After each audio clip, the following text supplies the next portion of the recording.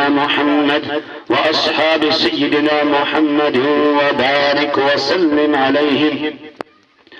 الحمد لله كفى وسلام على عباده الذين اصطفى. أما بعد، فقد قال الله تبارك وتعالى في كلامه المجيد: أعوذ بالله من الشيطان الرجيم. بسم الله الرحمن الرحيم. يا أيها الناس قد جاءتكم موعظة من ربكم وشفاء لما في الصدور وهدى ورحمة للمؤمنين.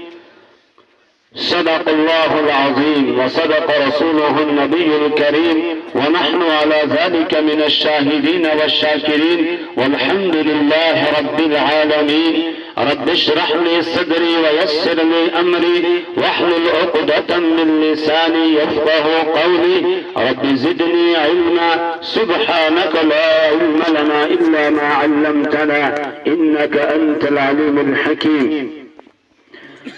عقیدت اور محبت کے ساتھ درود پاک پڑھ لیجئے. اللہم صلی علی سیدنا محمد وعلی آل سیدنا محمد واصحاب سیدنا محمد وبارک وسلم علیہم.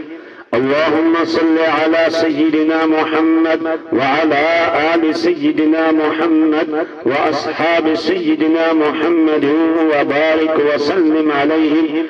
اللهم صل على سيدنا محمد وعلى آل سيدنا محمد وأصحاب سيدنا محمد وبارك وسلم عليهم. معزز و مکرم حضرات علماء کرام، برادران اسلام، واجب الاحترام، محترم بزرگوں، میرے ایمانی بھائیوں اور پردے میں تشریف فرما میری ماں، بہنوں اور بیٹیوں، آج ہمارے لیے انتہائی مسرت اور سعادت کی یہ بات ہے کہ ہم یہاں قرآن حکیم کی نسبت سے جمع ہوئے ہیں. جیسا کہ مجھ سے پہلے ہمارے مہمان مکرم جو دور دراز علاقے سے سفر کر کے قرآن ہی کی نسبت سے یہاں ہمیں مستفید کرنے کے لیے تشریف لائے، وہ بھی یہ بیان فرما رہے تھے کہ قرآن کی نسبت سے ہم سب یہاں جمع ہوئے ہیں. میرے ایمانی بھائیوں، آج میں ان بچوں کو جنہوں نے قرآن پاک مکمل کر کے اپنے سینے میں محفوظ کیا، ان کو بھی مبارکبادی پیش کرتا ہوں، اور اسی طریقے سے ان کے والدین، ان کے رشتہ دار، مدرسے کے منتظمین، اہل علاقہ اور اس مجلس میں آنے والے جتنے حضرات ہیں، اور اسی طرح مدرسے کا تعاون کرنے والے جتنے لوگ ہیں جو ساتھ دینے والے ہیں، ان سب کو مبارکبادی پیش کرتا ہوں کہ ان بچوں نے اللہ کے فضل سے، اس کے کرم سے اللہ کی اس کتاب کو زبانی یاد کر کے اپنے سینے میں محفوظ کر لیا اور اپنی نسبت جناب محمد رسول اللہ صلی اللہ علیہ وسلم کے سینہ اطہر کے ساتھ جوڑ دی، کیونکہ سب سے پہلے حافظ قرآن وہ جناب رسول اکرم صلی اللہ علیہ وسلم ہیں. یہ بچے اس لائن میں لگ گئے ہیں جس لائن میں سب سے پہلے نمبر پر جناب محمد رسول اللہ صلی اللہ علیہ وسلم ہوں گے. اور میرے ایمانی بھائیوں، ہم سب کو اللہ کا شکر ادا کرنا چاہیے. اس پروردگار نے ہمیں دین اسلام عطا فرمایا، ہمیں مسلمان بنایا، ہمیں مومن بنایا. مومن اور مسلمان گھر میں اس نے پیدا ہونے کی ہمیں توفیق عطا فرمائی. ایک ایمان والے گھر کا ہمارے لیے انتخاب کیا. یہ اس پروردگار عالم کا بے حد کرم ہے، اور ہم اس کا شکر ادا کریں کہ اس اللہ نے یہ ایمان کی دولت دی. اگر ہمارے پاس ایمان کی دولت نہیں ہوتی، نہ معلوم اس وقت ہم کہاں کس گندی نالی کے اندر پڑے ہوتے، کہاں کیا کر رہے ہوتے، کہاں اپنے اللہ کی بنائی ہوئی اس پیشانی کو کسی دوسرے کے سامنے جھکا کے رگڑ کے اور ناپاک کر رہے ہوتے. یہ میرے رب نے کرم کیا کہ اس نے ہمیں وہ دین دیا جو دین بس وہی دین ہے، اس کے علاوہ کوئی اور دین کہلانے بنانے کا حق ہی نہیں رکھتا ہے. ان الدین عند اللہ الاسلام، دین اللہ کے نزدیک اسلام ہے. ومن یبتغ غیر الاسلام دینا فلن يقبل منه، اور جو دین اسلام کے علاوہ کسی اور دین کو تلاش کرے گا اس سے ہرگز وہ قبول نہیں کرے گا. وہ دین ہمیں عطا کیا. ابھی مہمان مکرم آپ کو اور ہمیں سنا رہے تھے، بتا رہے تھے کہ جو امن اور سلامتی کا پیغام دینے والا دین ہے، یہ وہ دین ہے کہ جس دین کے لانے والے جناب محمد رسول اللہ صلی اللہ علیہ وسلم کا حال تو یہ ہے کہ جب یہ رسول پاک صلی اللہ علیہ وسلم اللہ کے دین کی دعوت لے کر لوگوں کے پاس جاتے ہیں، لوگ آپ کو برا بھلا کہتے ہیں، آپ کو کاہن کہتے ہیں، آپ کو ساحر کہتے ہیں، آپ کو کذاب کہتے ہیں، نعوذ باللہ بڑا جھوٹا کہتے ہیں، معلوم نہیں کیا کیا کہتے ہیں. لیکن جناب رسول اکرم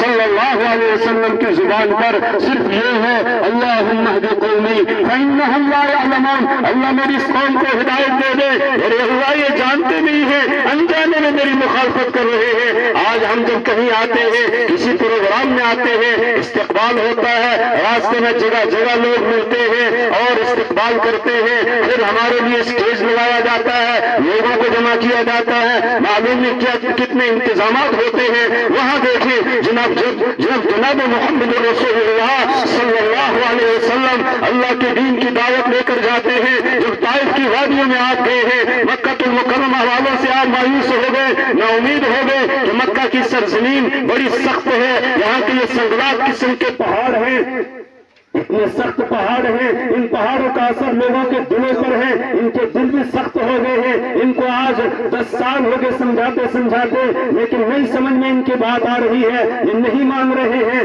تو رسول پاک صلی اللہ علیہ وسلم کے ذہن میں یہ بات آئی، طائف کی وادی میں جاتا ہوں، یہ بڑا سرسبز و شاداب علاقہ ہے، جیسے بالکل ہمارے کشمیر کا علاقہ ہے، وادی کا علاقہ، اس طرح کا علاقہ ہے، سرسبز و شاداب علاقہ ہے. تو وہاں کی زمین نرم ہے، لوگوں کے دل بھی نرم ہوں گے.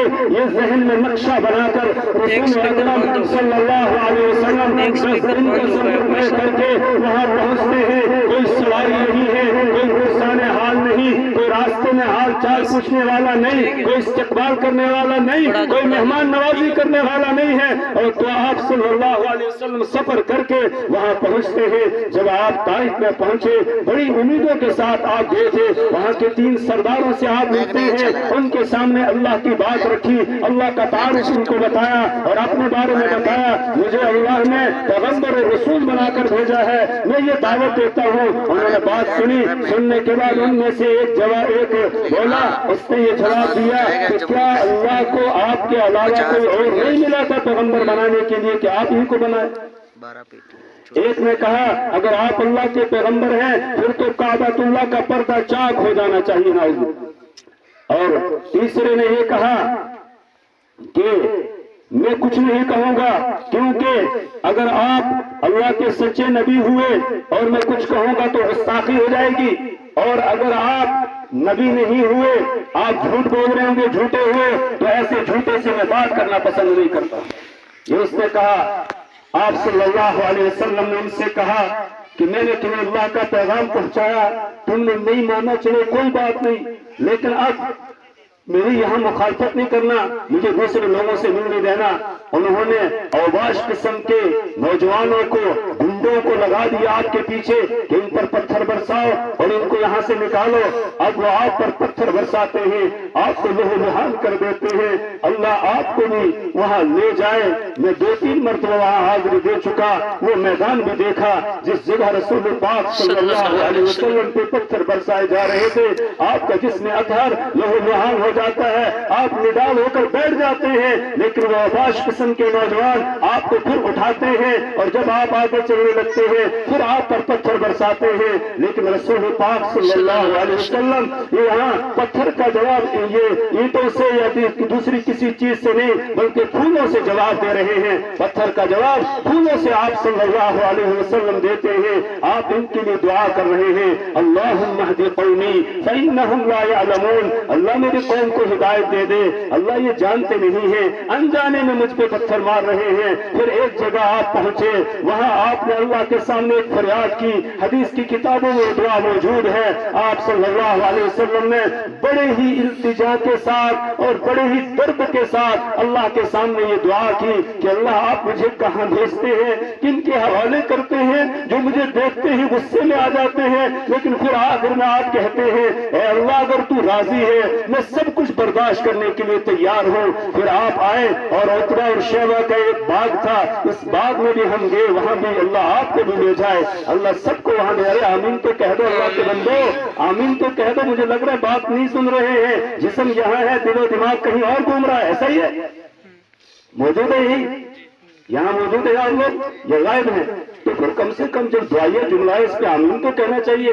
تو اللہ آپ کو بھی لے جائے، اللہ ہمیں بار بار لے جائے، اپنے گھر کا دیدار نصیب کرے، حج نصیب کرے، اللہ عمرہ نصیب کرے۔ تو آپ صلی اللہ علیہ وسلم باغ میں پہنچے، جسم لہو لہان تھا۔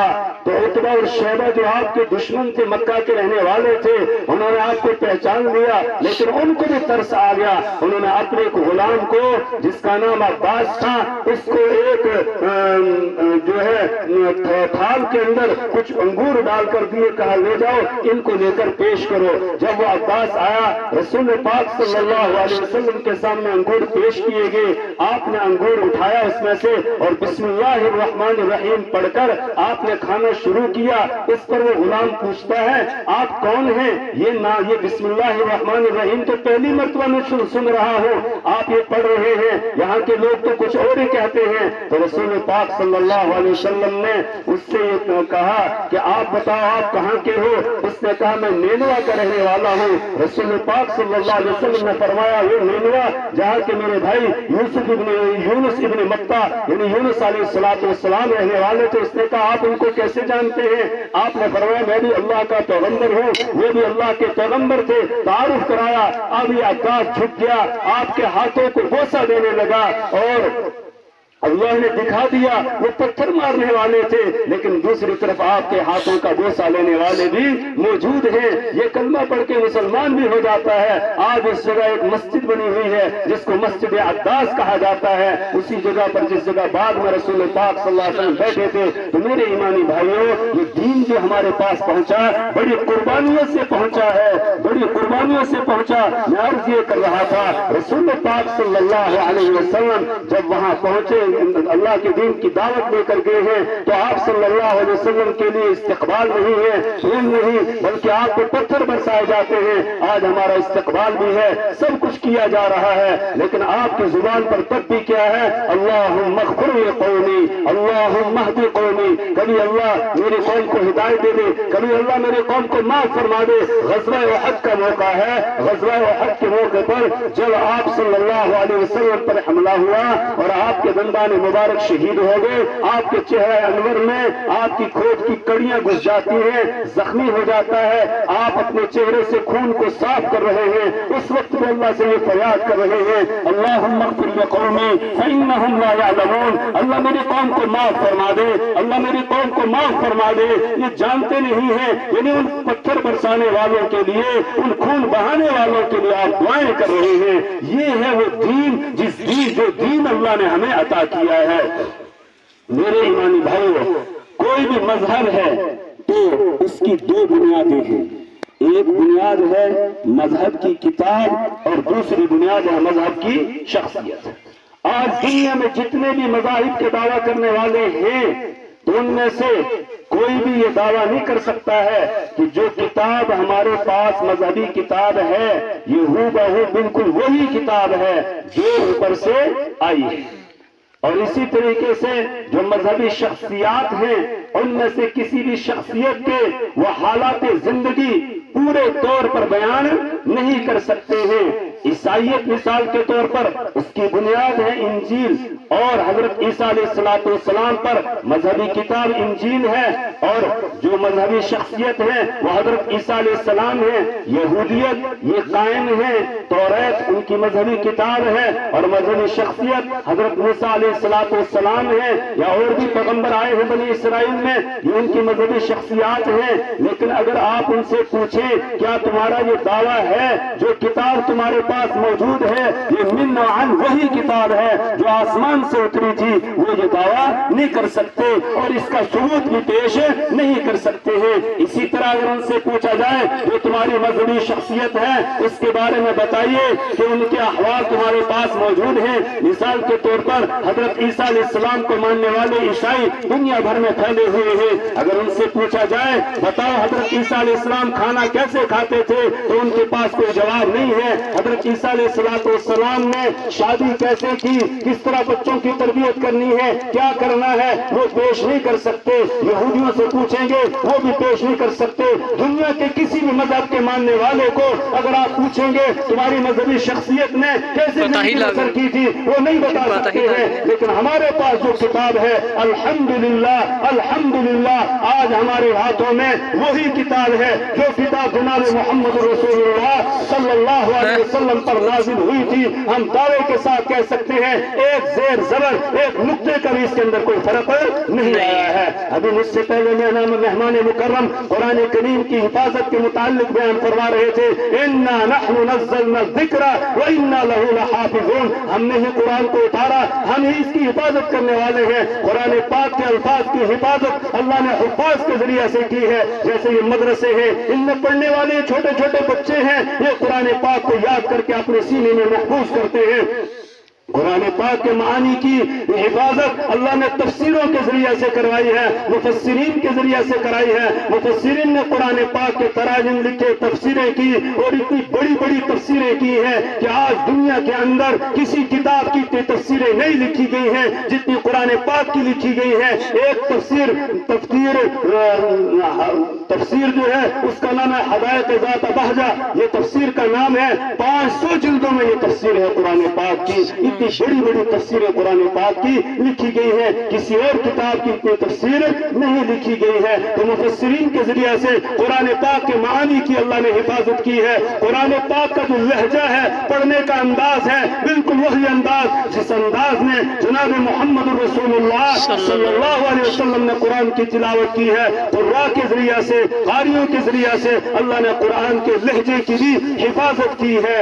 اور اسی طریقے سے قرآن پاک کی لکھنے کی کتابت ہے، کتابت کی بھی اللہ تعالیٰ نے حفاظت کروائی ہے کاتبوں کے ذریعے سے۔ جس طرح قرآن پاک پہلے دور میں لکھا گیا اسی طریقے سے آج بھی لکھا جا رہا ہے، اس میں کوئی رد و بدل نہیں ہو سکتی ہے۔ جس طریقے سے وہاں حضرت عثمان غنی رضی اللہ تعالیٰ عنہ نے جو نسخہ تیار کروایا تھا رسول پاک صلی اللہ علیہ وسلم کے لکھوائے ہوئے قرآن پاک سے، وہی نسخہ اسی طریقے سے دنیا بھر کے اندر جو ہے وہ چھاپا جا رہا ہے، لکھا جا رہا ہے، اس میں بھی کوئی تبدیلی نہیں ہوتی ہے۔ ہم دھنکے کی چوٹ کہہ سکتے ہیں، اپنے سینے پر ہاتھ مار کے کہہ سکتے ہیں ہمارے پاس جو کتاب موجود ہے یہ وہی کتاب ہے جو جبرائیل امین کے ذریعے سے رسول پاک صلی اللہ علیہ وسلم پر نازل ہوئی۔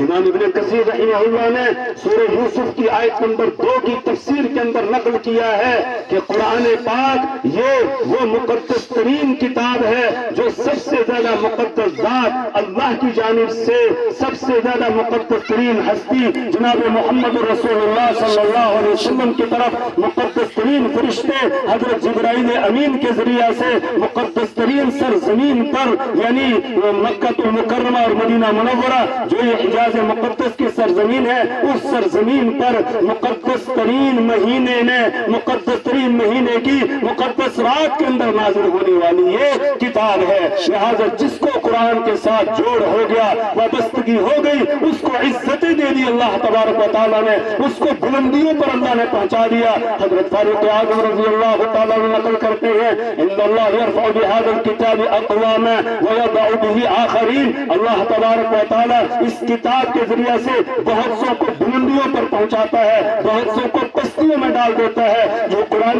پاک کو پڑھتے ہیں، قرآن کے ساتھ اپنے رشتے کو جوڑتے ہیں، قرآن کو سمجھنے کی کوشش کرتے ہیں، اس پر عمل کرتے ہیں، ان کو قرآن بلندیوں پر پہنچا دیتا ہے۔ اور جو قرآن سے منہ موڑ لیتے ہیں، جو دور ہو جاتے ہیں، جو اس سے رشتے کو توڑتے ہیں، پھر ان کو اللہ ذلت میں ڈال دیتا ہے، پستیوں میں اللہ تعالیٰ ڈال دیتا ہے۔ اگر آج امت مسلمہ بلند ہونا چاہتی ہے، بلندیوں پر آنا چاہتی ہے، تو پھر ضروری ہے قرآن کے ساتھ وہ جڑ جائے، قرآن کے ساتھ وابستہ ہو جائے۔ تو پہلی چیز ہے مذہبی کتاب، الحمدللہ الحمدللہ ہمارے پاس وہ موجود ہے، اور ہمارا یہ دعویٰ ہے کوئی اس دعوے کو چیلنج نہیں کر سکتا ہے۔ دوسری چیز ہے مذہبی شخصیت۔ مذہبی شخصیت ہماری کون ہے؟ جناب محمد رسول اللہ صلی اللہ علیہ وسلم۔ آپ کی پوری زندگی بالکل کھلے ورق کی طرح ہمارے سامنے موجود ہے۔ اللہ جزائے خیر عطا فرمائے صحابہ کرام رضوان اللہ تعالی علیہم اجمعین کی جماعت کو، ان کی قبروں پر اللہ کروڑوں رحمتیں نازل فرمائے، آمین۔ جنہوں نے محنت کر کے، کوشش کر کے رسول پاک صلی اللہ علیہ وسلم کے ایک ایک قول اور فعل کو نقل کیا، ضبط کیا، اور اس کے بعد پھر امت تک اس کو پہنچایا۔ ہماری زندگی کا کوئی ایک گوشہ بھی ایسا نہیں ہے جہاں ہمارے لیے رسول پاک صلی اللہ علیہ وسلم کی سیرت میں رہنمائی موجود نہ ہو۔ ہر ایک چیز کو نقل کیا، یہاں تک کہ آپ کی داڑھی مبارک میں بال کتنے سفید ہوئے یہ بھی صحابہ نے گن کے بتا دیا۔ اور بعض وہ اعمال کہ جن کا تعلق عمل سے نہیں ہے ان کو بھی نقل کیا انہوں نے، وہ بھی حدیث کی کتابوں کے اندر موجود ہے، اور بالکل صحیح طریقے سے موجود ہے، کسی کو اس پر انگلی اٹھانے کی اجازت نہیں ہے۔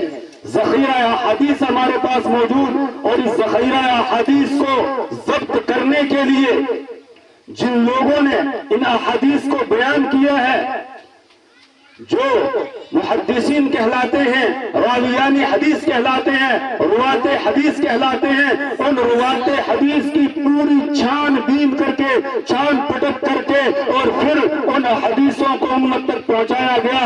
اتنی چھان بین کی گئی کہ ہر راوی کے پورے حالات جو ہیں وہ نقل کیے گئے ہیں کہ یہ پیدا ہونے سے لے کر وفات تک کن کن احوال سے گزرا ہے، کیسا یہ آدمی تھا، نیک تھا، کس طرح کا تھا، ایک ایک بات اس کی نقل کی گئی ہے، جس کو ہم جو ہے وہ اسماء الرجال کے نام سے اصطلاح میں کہا جاتا ہے، اسماء الرجال۔ اس پر تقریباً 5 لاکھ انسانوں کے حالات زندگی کتابوں کے اندر لکھے ہوئے موجود ہیں جو حدیث کو روایت کرنے والے تھے۔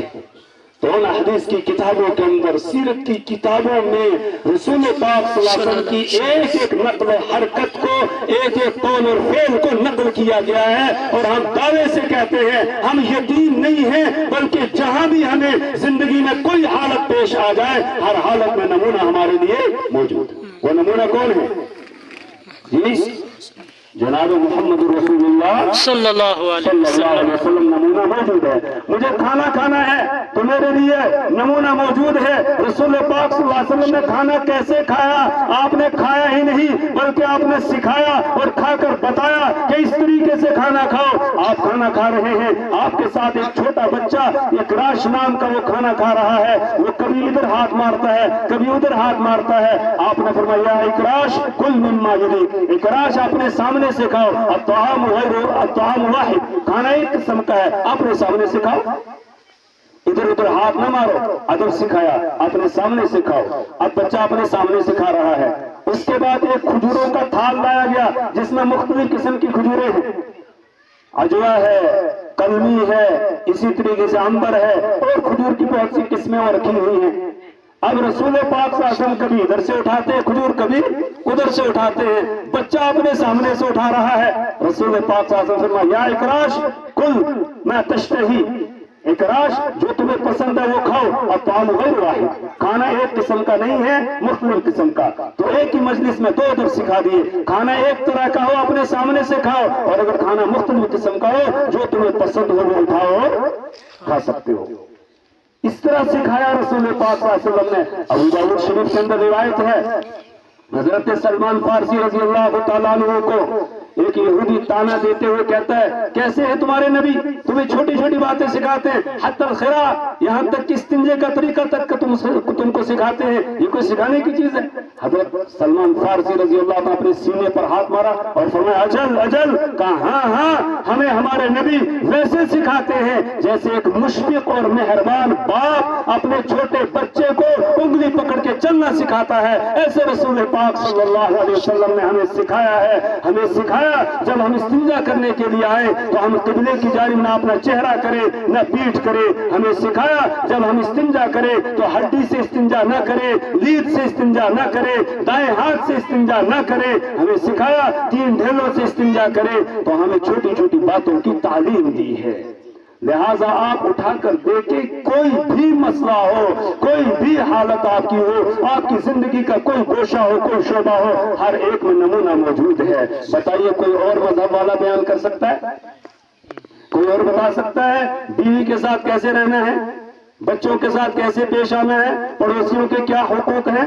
इसी तरीके से हमारे जो बिरादरान वतन हो, साथ रहने वाले, उनके क्या हुकूक हैं, जानवरों के क्या हुकूक हैं, दरख्तों के क्या हुकूक हैं? कोई बता सकता है? नहीं। लेकिन हमारा दीन वो है जिस दीन के अंदर एक एक चीज की हमें तालीम दी गई है। हमें बताया गया है कि जब तुम्हें जरूरत ना हो तो इन हरे दरख्तों को ना काटो, जरूरत पर काट सकते हैं, बिना जरूरत उनको काटने की इजाजत नहीं है। हमें बताया गया जानवर जो हैं इनके चारे का ख्याल रखो। रसूल पाक सल्लल्लाहु अलैहि वसल्लम तशरीफ ले जा रहे हैं, एक ऊंट शोर मचा रहा था, लोग कह रहे हैं कि ये ऊंट जो है इसमें ये पागल हो गया है, इसलिए इधर इतना शोर मचा रहा है, आवाजें निकाल रहा है। जब रसूल पाक सल्लल्लाहु अलैहि वसल्लम तशरीफ ले गए तो ऊंट जो है अपना सर आपके कदमों में रख देता है।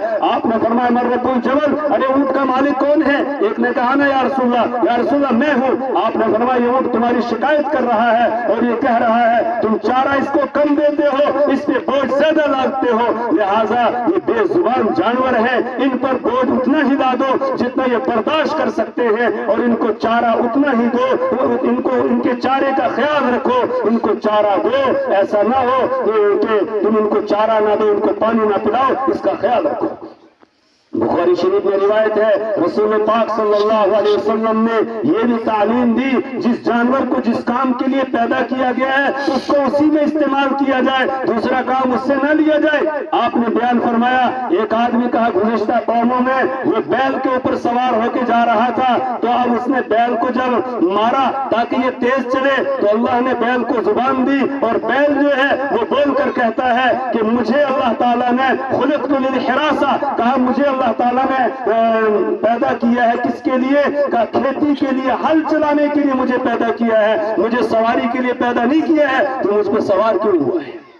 जब आपने ये बात बयान की, सहाबा को बड़ा ताज्जुब हुआ कि अच्छा जानवर बैल भी बोलता है। आप आमनतु बिही अना व अबू बकर व उमर, मेरा भी इस पर ईमान है, अबू बकर का भी ईमान है, उमर का भी ईमान है। जब अल्लाह चाहता है जानवर भी बोलता है। अल्लाह ताला जब चाहता है, बुलाना चाहे तो जानवर भी बोलता है। फिर आपने बताया, कहा एक मर्तबा एक भेड़िया जो है वो एक बकरी को लेके जा रहा था, चरवाहा पीछे दौड़ा, उसने बकरी को उसके मुंह से छुड़ाया तो अब भेड़िया बोलता है, कहता है आज तू इस बकरी को मुझसे छुड़ा रहा है, मेरी खुराक को छीन रहा है, लेकिन कल जब कहा कि दरिंदों का ही राज होगा, उस वक्त इंसानों का राज नहीं होगा, उस वक्त इन बकरियों का कौन चरवाहा होगा? कहा उस वक्त मैं ही चरवाहा हूँ। यानी जब क़यामत कायम होने लगेगी उस वक्त सब जानवरों को छोड़ के भाग जाएंगे ना जी। वैदर वखूशु हुश्शिरत, जब जानवरों को इकट्ठा कर दिया जाएगा, जमा कर दिया जाएगा। तो सहाबा को ताज्जुब हुआ कि भेड़िया भी बोलता है। आपने फरमाया आमनतु अना व अबू बकर व उमर, कहा मैं भी ईमान रखता हूँ, अबू बकर और उमर भी इस पर ईमान रखते हैं। तो भेड़िया भी बोल सकता है जब अल्लाह को मंजूर होता है, अल्लाह चाहता है। तो जानवरों के हुकूक जो है वो बयान किए गए हैं। ये दीन अल्लाह ताला ने हमें अता किया है। तो ये दीन دین کی بنیاد دو چیزیں، ایک تو ہے مذہبی کتاب، دوسری مذہبی شخصیت۔ اگر آپ دیکھیں تو ہمارے پاس الحمدللہ مذہبی کتاب بھی موجود ہے اور مذہبی شخصیت کی بھی ایک ایک ادا ہمارے سامنے موجود ہے، اور کسی جگہ بھی ہمیں دوسری طرف نظر اٹھا کر دیکھنے کی ضرورت نہیں پڑے گی۔